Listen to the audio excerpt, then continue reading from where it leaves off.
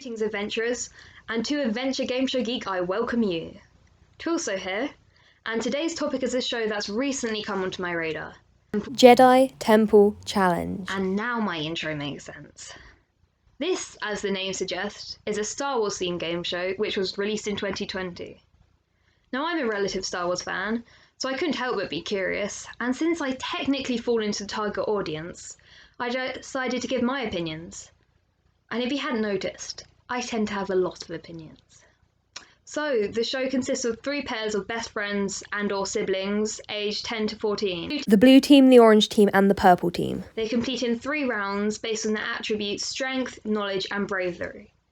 Quite basic, but also classic. One team is eliminated after each round, and the team that is left will face round 3, the Jedi Temple itself. And if they complete it, they earn their lightsabers and become Jedi Knights. That's pretty big wish fulfillment right there.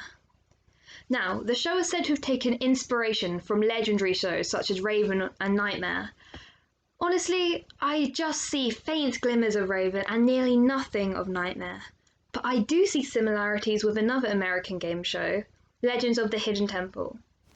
The Knowledge Trial and the Steps of Knowledge are very They similar. both share the coloured pairs being whittled down format. And need I really make the temple connections? Now, the host is the Jedi Master Keller and Beck, assisted by droids AD3 and LX-R5. an LX unit which serves no purpose in anything, whose presence is barely referred to, and probably could have been safely scrapped without making things worse. It might have even made them better. Now, as I mentioned, Beck is a Jedi, and those familiar with Star Wars would likely expect him to be a wise, mentoring, Raven-esque character. Nope. Beck makes jokes just as frequently as he makes pseudo-sage speeches. He almost seems to be half in character, half out, and I can't decide whether that's intentional or not. I really don't like an inconsistent characterization.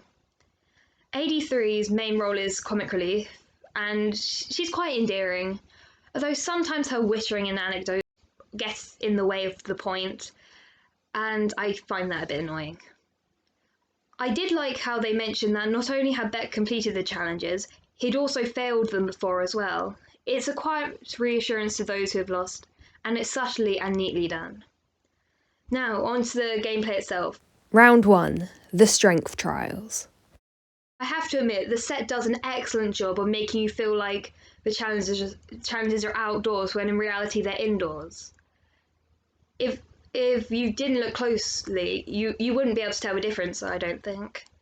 In fact, all the sets in the show are consistently great, and I'll bring them up as I come to them. The teams have to complete 4 challenges here, but everyone is facing all of them all at once.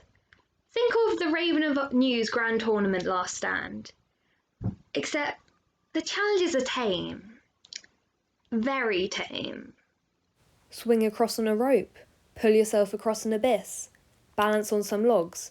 As you can see, all of these have been done before, and in much, much better ways. Most of the challenges are too close to the ground to pose any actual challenge. It's just kind of pathetic. Each challenge will give them a piece of their lightsaber hilt, and the last team to put their hilts together are eliminated, sent back to the Jedi Order for further training. And the rest move on to round 2, the Knowledge Trial. This is set on the Jedi Star Cruiser Ophelia, and this is the bit that gives me the strongest Legends of the Hidden Temple vibes. AD3 tells them a story. Or, more realistically, they're shown an animated video of which they need to remember as much as possible. I'm not sure if the stories are supposed to have morals. I mean, there are ones that almost have morals, like you need to adapt your situation, or there's use for any skill. But then there's also, if someone wrongs you, take revenge, and sometimes being a robot without emotions is useful when under attack from telepaths that feed on negative emotions. Yeah.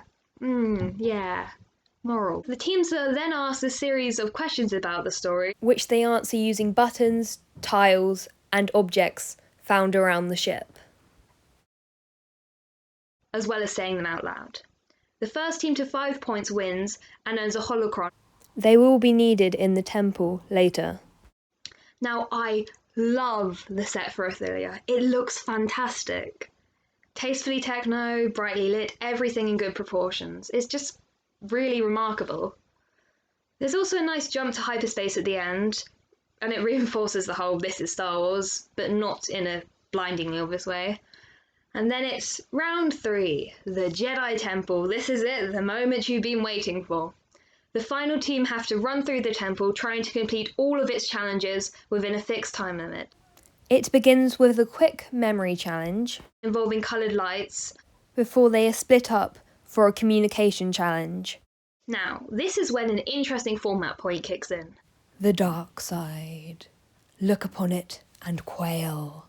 The voice of the dark side will tempt them throughout the challenges, talking over their voices and essentially trying to get them to skip to the next challenge. By using it. If they take this opportunity, however, it will make completing the temple harder later on.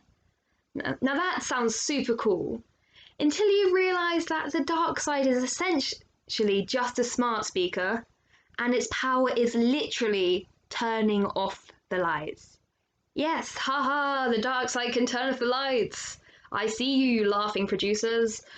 But I also see it as a wasted opportunity, and I'll mention that more later.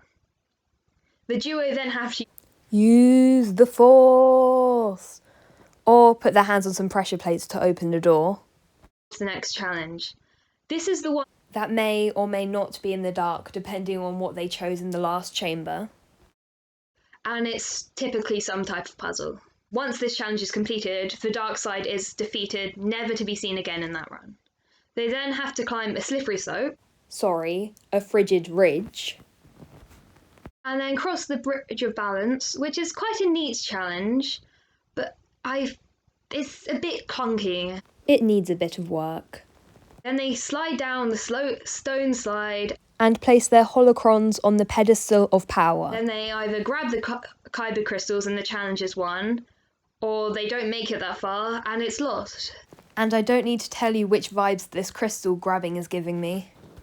Small problems. The temple itself isn't very temple-y.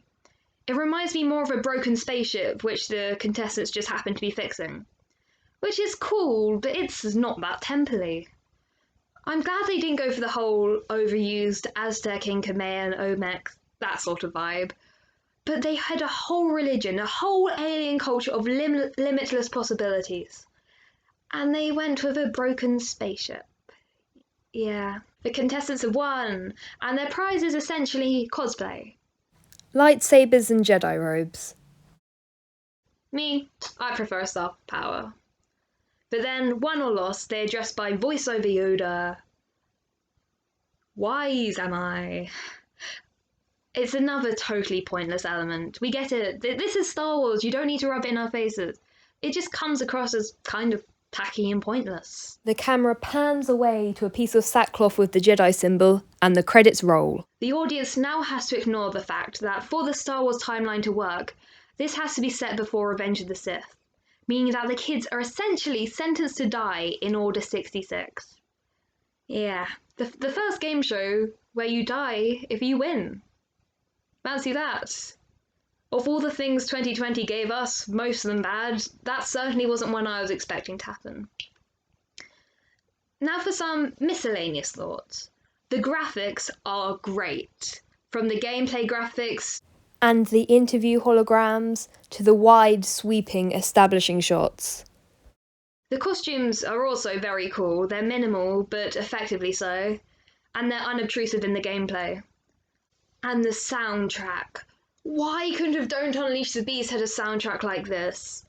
It doesn't really get the heart pumping, but it's atmospheric, it sets the scene really well, and it adds appropriate tension. And now for some things that I wish I'd seen, but didn't.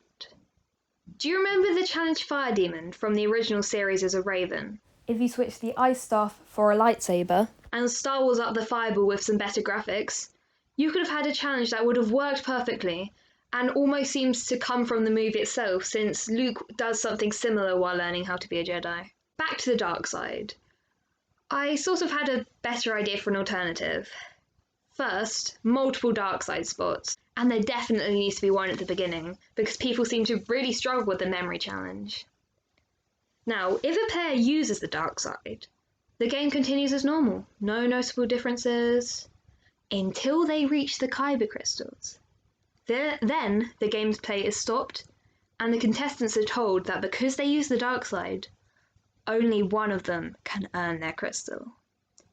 And it's the player who used the dark side that has to choose. If the player chooses to be selfless and lets their partner take it, they have essentially turned their back on the dark side and both of them receive their crystals and become Jedi. But if they choose selfishly and throw their friend under the bus, only they get the crystal. And when they light their lightsaber, the blade turns red. And I know that's not how Kyber crystals work. The reason Kyber crystals are sometimes red is because they're not naturally occurring, they're made that way. But I still think it would be very cool.